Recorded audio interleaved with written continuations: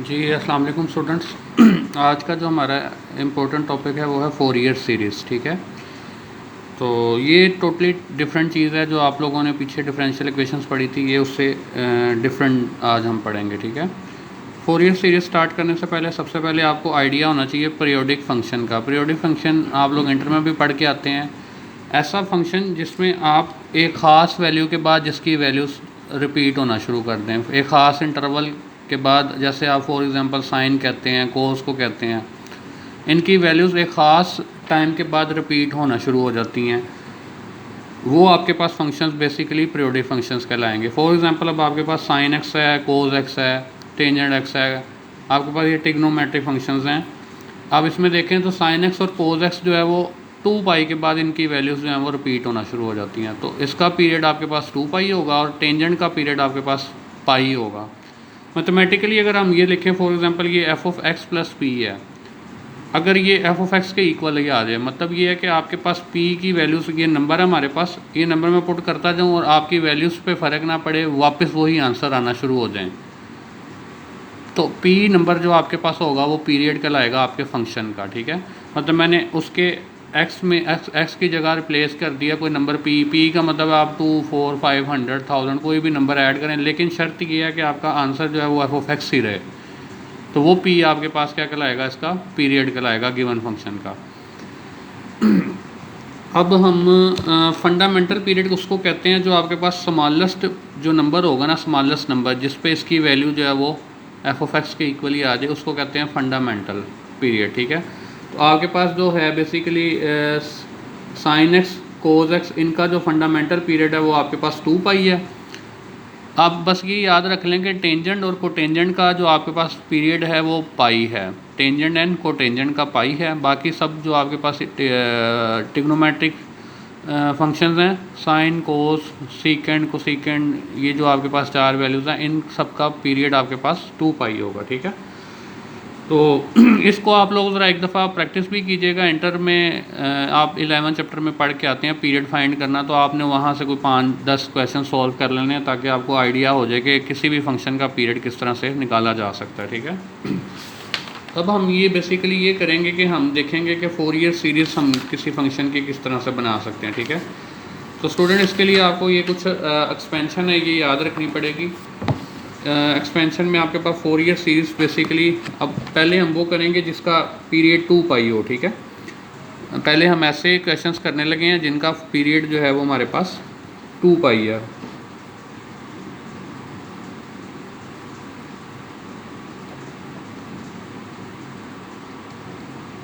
Fourier series हम find करेंगे 2 पाई जिनका हमारे पास पीरियड होगा। ठीक है, अब हमारे पास एफ ऑफ एक्स है वो इक्वल होगा ए नोड, इसको बोलते हैं समीशन। ठीक है, n is equal to 1 to infinity a n cos n x plus b n sin n x। ठीक है स्टूडेंट, ये हमारे पास कोई भी फंक्शन दिया होगा, ये एफ ऑफ एक्स। ठीक है, आप क्या करेंगे, आप उसकी इस फॉर्म में एक्सपेंशन लिखेंगे तो उसको कहेंगे फोरियर सीरीज़। ठीक है, अब इसमें आपको जो फाइंड करने वाली चीज़ें होंगी वो ए नोड आपको फाइंड, यहाँ पे प्लस है। ठीक है, ए नोड फाइंड करना है, ए एन फाइंड करना है, बी एन फाइंड करना है। ठीक है, जस्ट ये 3 फैक्टर्स आप फाइंड करेंगे, इनको कोएफिशिएंट्स कहते हैं। ठीक है, इनको कहते हैं Fourier coefficients. A node, A N, B N, ये आप तीनों कोएफिशिएंट्स फाइंड करेंगे, वो यहाँ पे पुट कर देंगे, तो आपके पास बेसिकली फोरियर सीरीज़ बन जाएगी आपके गिवन फंक्शन की। ठीक है, अब ये ए नोड, ए एन और बी एन बेसिकली कहाँ से फाइंड किए जा सकते हैं, उसको फाइंड करने का जो आपके पास वे है वो ये है। ए, अगर आपने ए नोट फाइंड करना है तो वो इक्वल होगा 1/2 pi minus pi to pi f of x d x. ठीक है, ये आपने याद रखना है कि ये ऐसे फंक्शंस की बात हो रही है जिनका पीरियड आपके पास 2 पाई है बेसिकली। ठीक है, ये जर्नल नहीं है हमारे पास अभी। बी आपके पास है ए एन 1/पाई minus pi to pi f of x cos n x d x, ठीक है। यहाँ पे जो एन है वो आपके पास 1 2 3 आप नेचुरल नंबर कह दें, ठीक है। सिमिलरली आपके पास 3 जो आपके पास सी जो है वो बी एन है, वो आपके पास 1/पाई माइनस पाई टू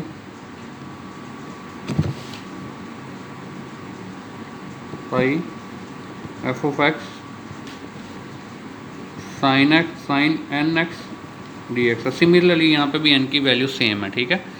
तो ज़रा थोड़ा सा मैं आपको रिवाइज करने लगा हूँ। हम बेसिकली फोरियर सीरीज़ किसी फंक्शन, आपको कोई फंक्शन दिया होगा, ठीक है, और आपको अगर वो आप चेक कर लें, या अगर आपको गिवन है कि उसका पीरियड 2 पाई है और वो आपको क्वेश्चन कहता है कि फाइंड करें इसकी फोरियर सीरीज़, तो बेटा फोरियर सीरीज़ ये है बेसिकली, ठीक है। ये आपका फंक्शन है, उसकी फोरियर एक्सपेंशन या फोरियर सीरीज़ ये लिखी हुई है। इसमें बेसिकली आपके पास ये ए नोड ए एन और बी एन आपके पास फोरियर कोफिशेंट्स हैं, ठीक है। ये ए नोड इस फार्मूले से फाइंड आउट होगा, आपको जो फंक्शन दिया होगा उसको -पाई से पाई इंटीग्रेट करना है, ठीक है, और बाद में आंसर को 1/2 पाई से मल्टीप्लाई करेंगे। सिमिलरली आपके पास ए एन अगर आपने फाइंड करना है तो वो इस फार्मूले से फाइंड आउट होगा। यहाँ पे जो एन की वैल्यूज़ हैं 1 2 3 ये जर्नल हैं, ठीक है। एन की वैल्यूज़ पुट करेंगे तो डिफरेंट वैल्यूज़ आती जाएंगी, ठीक हो गया। सिमिलरली जब अगर आपने बी एन फाइंड करना है तो उसका फार्मूला आपके पास ये होगा, ठीक है स्टूडेंट्स। ये फार्मूले आपको याद रखने हैं अपने फोरियर सीरीज़ फाइंड करने के लिए किसी फंक्शन जिसका पीरियड 2 पाई हो। तो इसको ज़रा अच्छी तरह से हम सॉल्व करने के लिए हम कुछ एग्जांपल करते हैं, उससे आपको क्लियर हो जाएगा। चलें जी, मैं एक एग्जांपल लिखने लगा हूँ जी। हमारे पास फंक्शन है एफ ऑफ एक्स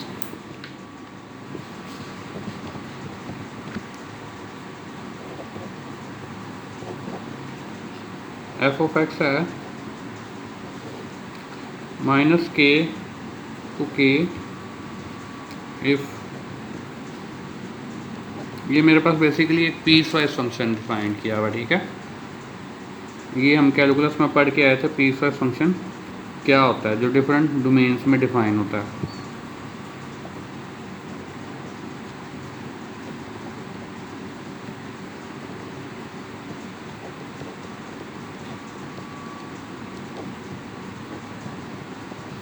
ठीक है स्टूडेंट्स, ये मेरे पास क्वेश्चन है और वो आपको कह रहा है कि आपने इस फंक्शन की फोरियर सीरीज़ फाइंड करनी है, ठीक है। सबसे पहले ये देखें तो ये आपके पास एक पीस वाइज फंक्शन है।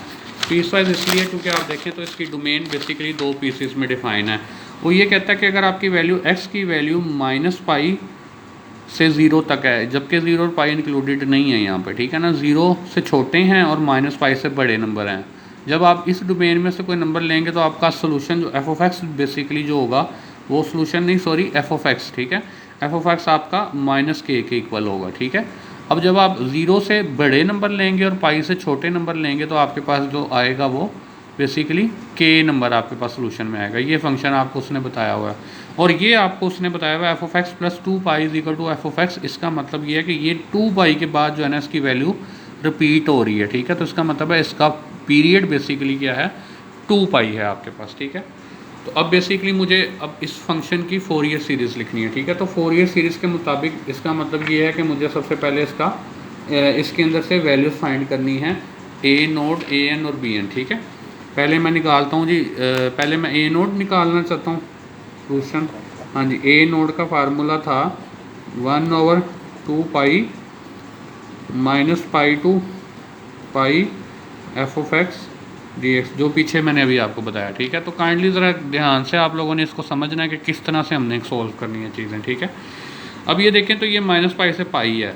अब ये पूरा फंक्शन भी मेरा -पाई से पाई तक ही डिफाइन है, ठीक है, ये -पाई से, लेकिन ये 2 पार्ट्स में डिफाइन है। एक रीजन ये है और एक रीजन ये है। अब मैं इस पूरे को सोल्व नहीं कर सकता, मुझे इसको 2 पार्ट्स में चूँकि फंक्शन डिफाइन है तो ये इंटीग्रेशन को भी 2 पार्ट्स में डिवाइड करना पड़ेगा। जितने पार्ट्स में ये फंक्शन होगा उतने पार्ट्स में आपको ये इंटीग्रेशन को डिवाइड करना पड़ेगा ताकि आप उसको सोल्व कर सकें, ठीक है। क्योंकि ये पूरा -पाई से पाई पे डायरेक्ट डिफाइंड नहीं है, ये 2 पीसीस में डिफाइन है, इसलिए इसको भी आपको 2 पीसीस में ब्रेक करनी है, ठीक है। तो ए नोड आपके पास आ जाएगा 1/2 पाई।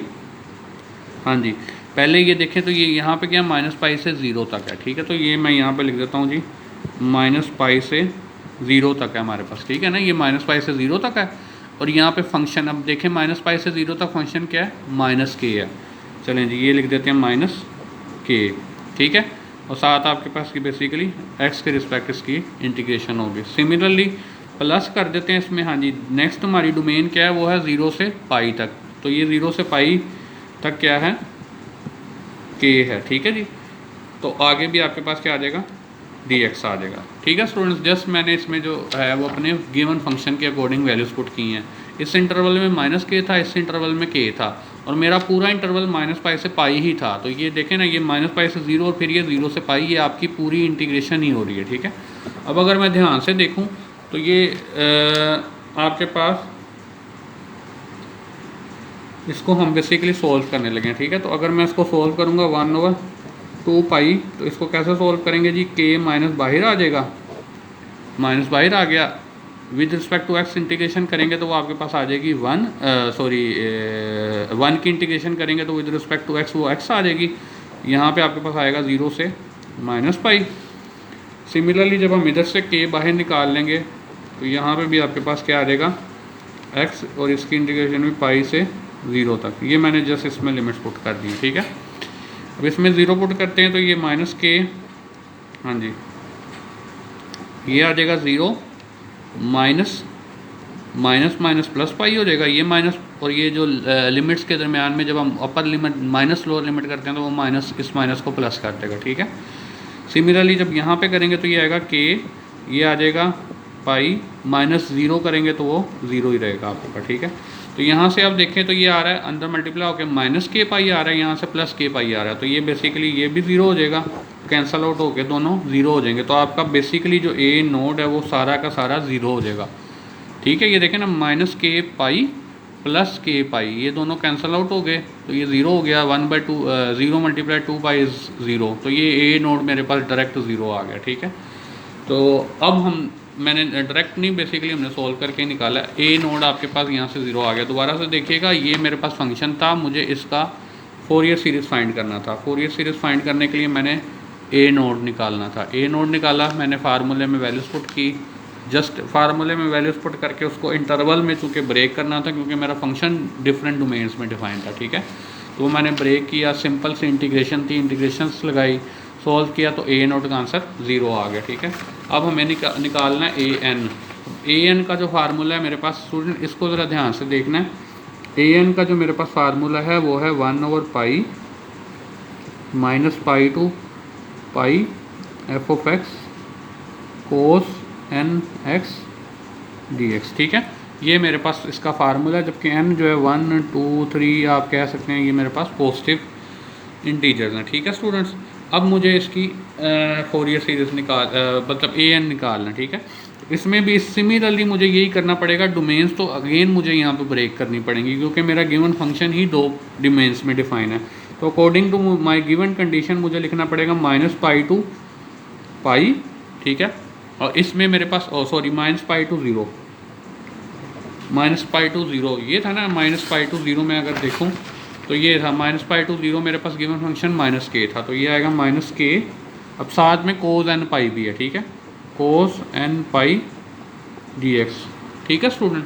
अब ये 0 नहीं होगा, इसको आप पूरा ज़रा सोल्व करेंगे, डायरेक्ट आप इसको 0 नहीं लिख देंगे कि ये -k के साथ है तो ये +k के साथ है।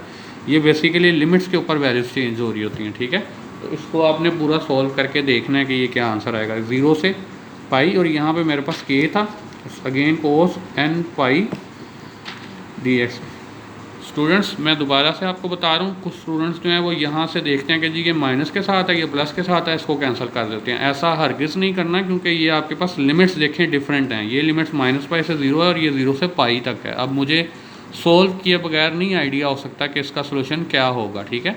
तो आप लोगों ने इसको फ़ौरन से कैंसिल आउट करने की तरफ नहीं जाना, इसको पूरा सोल्व करके चेक करना है कि ये आपके पास 0 आ रहा है या नहीं आ रहा, ठीक है। तो जस्ट आपने इसकी इंटीग्रेशन करनी है, ठीक है। अब पहले मैं देखता हूँ, तो ये बेसिकली यहाँ पे पहले देखें, ये ब्रैकेट बढ़िया आएगी, क्योंकि ये -1/पाई, ये 1/पाई बाहर आ सकेगा, ठीक है। तो मैं अगर पहले इस पोर्शन को सोल्व कर लेता हूँ अलग से, फिर इसको सोल्व कर लेते हैं और एंड पे हम दोनों को ऐड कर लेंगे, ठीक है। तो मैं पहले करता हूँ टेक -पाई टू 0, इसमें से -k को मैंने बाहर निकाल दिया, ठीक है, और कोस एन पाई dx है, ठीक है। इसकी इंटीग्रेशन जी कोस की इंटीग्रेशन होती है जी साइन एन पाई, और एंगल का जो डेरिवेटिव है ये एन पाई एक्स भी आएगा साथ थोड़ी, ये एक्स है, ठीक है ना, ये एक्स के फंक्शन है बेसिकली, कोस एन पाई एक्स, ये एक्स आपका, ठीक है।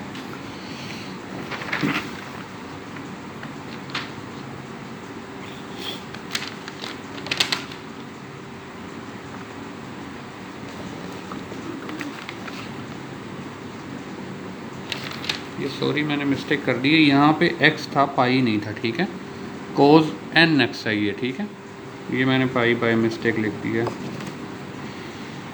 कोज एन एक्स है हमारे पास, ठीक है।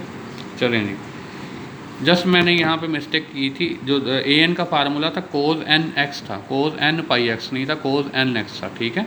इसको मैंने करेक्ट किया, यहाँ से मेरे पास ये कैंसिल आउट हो गया और यहाँ से भी पाई बेसिक नहीं था यहाँ पे, ठीक है।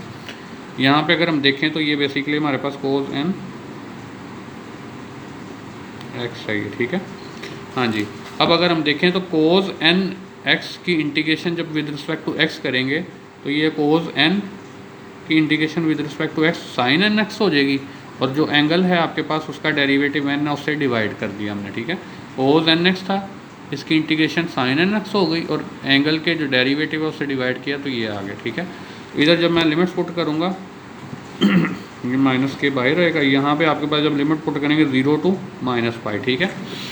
तो जब मैं यहाँ पे लिमिट्स पुट करूँगा तो ये आपके पास बेसिकली बन जाएगा माइनस के, हाँ जी, साइन एन 0, ठीक है, by n minus sin n pi by n, ठीक है स्टूडेंट। जस्ट मैंने इसमें लिमिट्स पुट की हैं, अपर लिमिट पुट की तो ये इसमें पुट कर दी और फिर ये माइनस करके लोअर लिमिट पुट कर दी इसमें, ठीक है। अब अगर आप देखें तो साइन 0 बेसिकली 0 होता है, ठीक है, इसका मतलब है ये पूरा फैक्टर तो 0 हो जाएगा, ठीक है स्टूडेंट्स। अब ये माइनस माइनस प्लस हो जाएगा, ये आपके पास आ जाएगा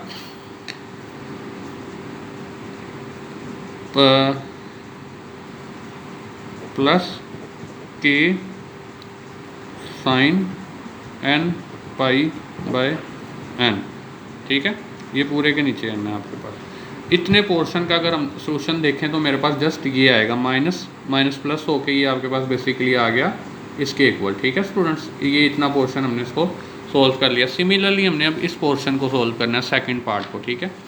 तो सेकंड पार्ट को सोल्व करने के लिए मैं क्या करूँगा, मैं अब लिखता हूँ अगेन टेक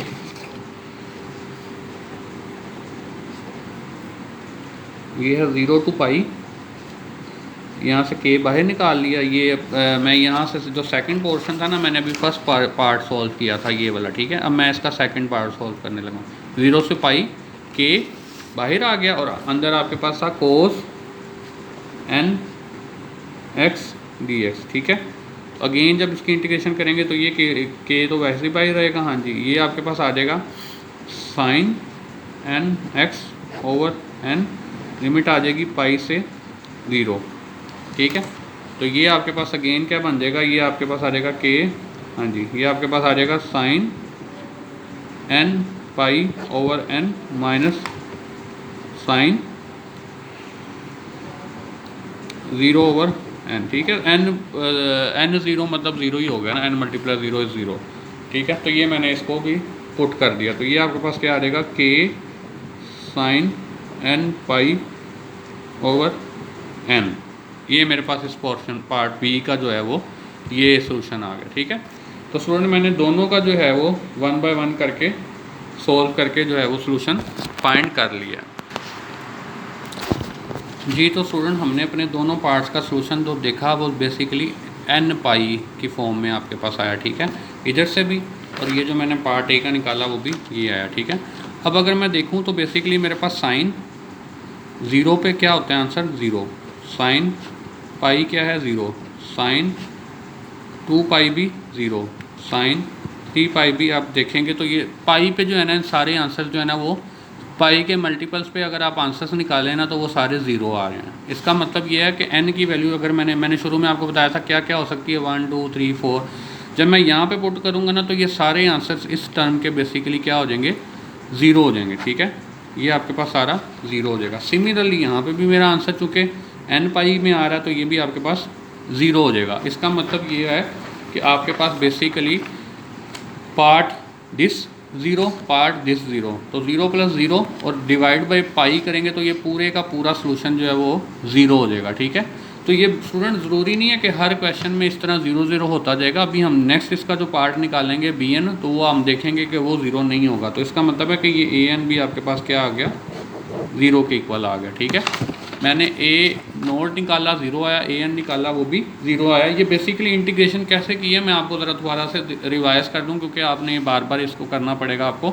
आपको निकालना था ए एन के फार्मूले में ये था f of x cos n x d x, ठीक है, जबकि एन की वैल्यू 1 2 3 ये सारी वैल्यूज चल रही थी। अब दोबारा से देखिएगा, मेरा फंक्शन चूँकि पीस वाइज था वो दो डोमेन्स में डिफाइन था, ठीक है। तो पहले मैंने उसको माइनस पाई से ज़ीरो किया और फिर मैंने उसको ज़ीरो से पाई तक आपने इसको ब्रेक कर लिया, ठीक है। और यहाँ पे माइनस के डिफाइन था, यहाँ पे प्लस के, जस्ट इतना फ़र्क था, बाकी सारा वैसे ही था। तो अब ये लिमिट डिफरेंट होने की वजह से मैं यहाँ पे ही कैंसिल आउट करके इसको ज़ीरो नहीं कर सकता, ठीक है। आप ये नहीं कह सकते कि ये माइनस है ये प्लस है तो कैंसिल आउट, ऐसा नहीं हुआ। ये बाय चांस क्योंकि वो साइन एन पाई ज़ीरो हो गया इसलिए ये ज़ीरो हुआ, ठीक है। इसकी इंटीग्रेशन की, इसको टेक कर लिया मैंने, इसके ऊपर इंटीग्रेशन लगाई, लिमिट सप्लाई की, तो मेरे पास कुछ तो डायरेक्ट ज़ीरो हो गया इस साइन ज़ीरो की वजह से। कुछ मैंने जब एन पाई निकाला तो वो मैंने आपको बताया कि वो एन पाई भी बेसिकली सारी ज़ीरो हैं, ठीक है। एन की वैल्यू 0 1 2 3 मैं लूँगा तो ये सारी वैल्यूज़ पे ज़ीरो है, तो इसका मतलब है ये फैक्टर ज़ीरो। अगेन जब मैंने दूसरा पार्ट निकाला, अगेन उसको मैंने पूरा सॉल्व किया तो ये भी आपके पास ज़ीरो आया, तो इसका मतलब है ए एन आपके पास ज़ीरो है। अब आपने निकालना है जी बी एन। अब बी एन निकालने के लिए मेरे पास जो फार्मूला था, तो बी एन का फार्मूला मैं यहाँ पर लिखता हूँ जी। जो हमारे पास बी एन का फार्मूला था वो सेम ही है, लेकिन उसके साथ आपके पास अब साइन आ जाएगा, साइन एन एक्स, ठीक है। बी एन इज इक्वल आएगा 1 over pi minus pi to pi f of x sign n x d x, ठीक है स्टूडेंट्स। अब इस केस में हम देखें तो हमारे पास बेसिकली बी एन जो है वो इस तरह से निकलेगा। तो अगेन अब मैं अगर इसमें पुट करूँ तो ये माइनस पाई टू पाई, ये ब्रेक होके आ जाएगा माइनस पाई टू ज़ीरो, यहाँ पे माइनस के था हमारे पास फंक्शन जो डिफाइंड था, ठीक है, sin n x d x. अब ये सेम उसी तरह ही कर रहा हूँ जिस तरह मैंने आपको ऑलरेडी बताया हुआ, ठीक है। यहाँ पे आ जाएगा पाई टू ज़ीरो के sin n x d x, ठीक है। तो ये अगेन टू पार्ट्स में हमारा बन गया। अब मैं अगेन इस पार्ट को लेता हूँ जी, टेक कर लेते हैं जी पार्ट ए। तो ये आपके पास आ जाएगा माइनस के, बाहर आ जाएगा इधर से, इंटीग्रेशन करनी है minus pi to zero sign n x d x की, ठीक है। मैं इस पार्ट को सोल्व कर रहा हूँ, ठीक है ना। तो यहाँ पे अगर मैं देखूँ तो ये आपके पास बन जाएगा कोस, इसकी इंटीग्रेशन, साइन की इंटीग्रेशन कोस होती है, साइन की इंटीग्रेशन माइनस कोस होती है, ठीक है।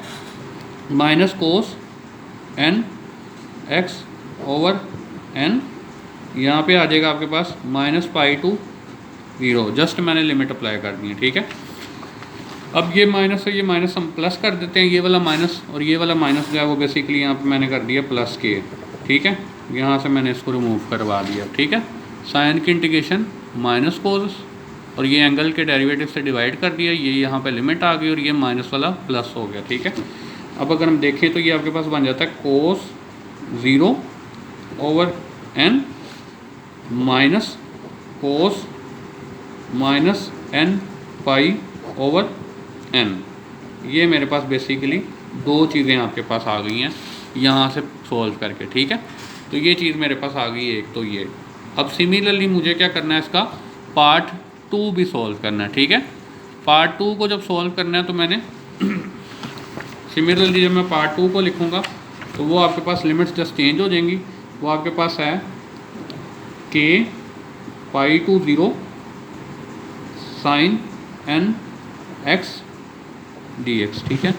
तो ये आपके पास यहाँ पे के था वो बाहर आ गया, ये आपके पास बन जाएगा minus cos n x over n, यहाँ पे आपके पास आ जाएगा जी पाई से ज़ीरो, यहाँ पे आपके पास दोबारा क्या बन जाएगा प्लस के कर दिया मैंने, ठीक है ना। वो माइनस जो था इसका और ये सॉरी यहाँ पे माइनस ही रहेगा क्योंकि ये के आपके पास बेसिकली प्लस का था, के प्लस का था ना, तो ये बेसिकली माइनस के साथ आ जाएगी टर्म ये।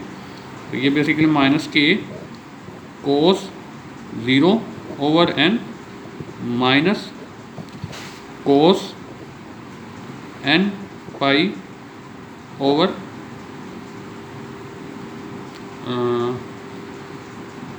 n, ये मेरे पास इसकी लिमिट्स आ गई, ठीक है। तो ये इसका पार्ट, इस पार्ट का जो सोल्यूशन है वो बेसिकली यहाँ तक इस तरह से होगा, ठीक है स्टूडेंट। जी स्टूडेंट, हमने यहाँ इस पार्ट में जो सोल्यूशन है वो इस तरह से निकाला। यहाँ पे जो है वो लिमिट थी 0 से पाई, ठीक है, ये लिमिट 0 से पाई थी हमारे पास। तो ये आपके पास आ जाएगा पाई ये 0, ठीक है। तो ये आपके पास बन जाएगा n पाई, ठीक है, और ये आ जाएगा 0, ठीक है स्टूडेंट। जस्ट हमने अपने दोनों पार्ट्स का सलूशन निकाला। दोबारा से देखिएगा,